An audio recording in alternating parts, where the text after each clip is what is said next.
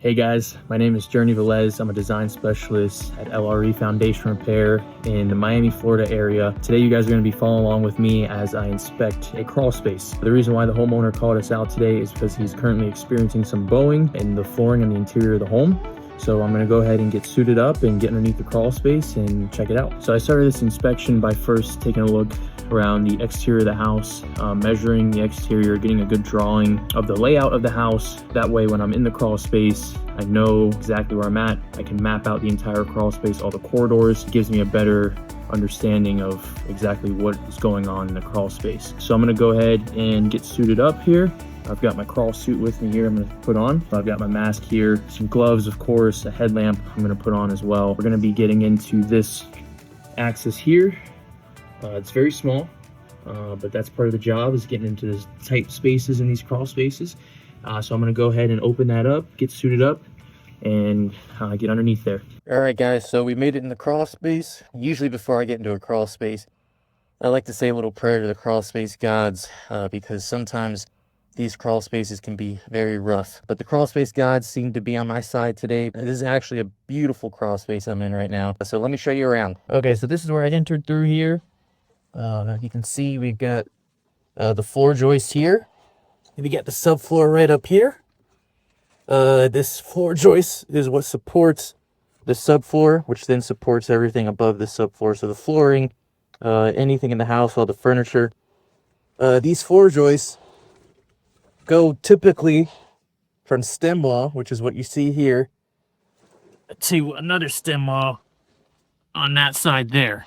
Okay, as you can see, there is a piece of wood that the floor joists are laying across, which is very vital for keeping everything even and level.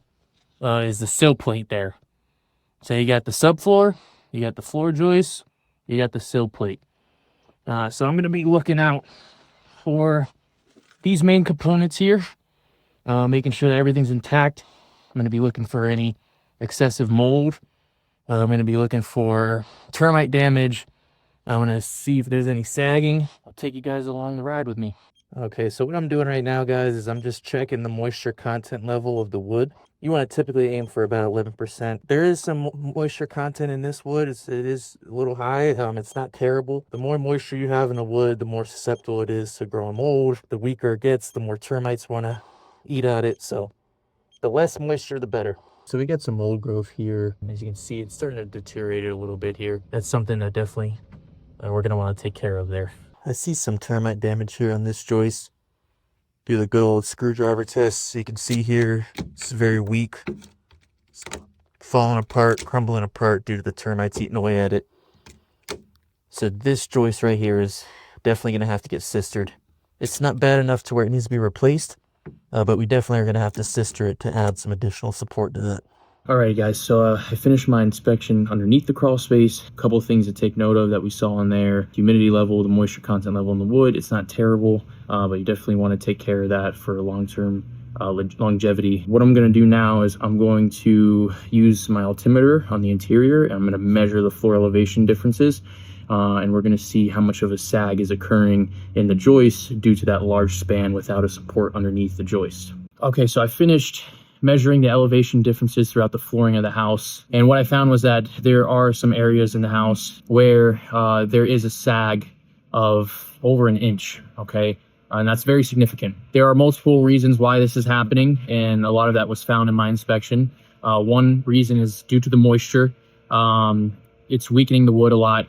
Two, the mold is also weakening the wood from that moisture. There was some termite damage in there, and then also the biggest issue as well is that span from stem wall to stem wall. That joist can only handle about 6 to 8 feet of a span without the proper support underneath it. And there's over about 16 feet of span before those floor joists have a proper support underneath it. So these are all problems that we have a solution to. These are all things that we can help this homeowner out with. This is what an LRE crawl space inspection looks like. So if you guys ever need an inspection for your crawl space, you know who to call. This is Journey Velez, design specialist down in Miami, and thanks for coming along with me.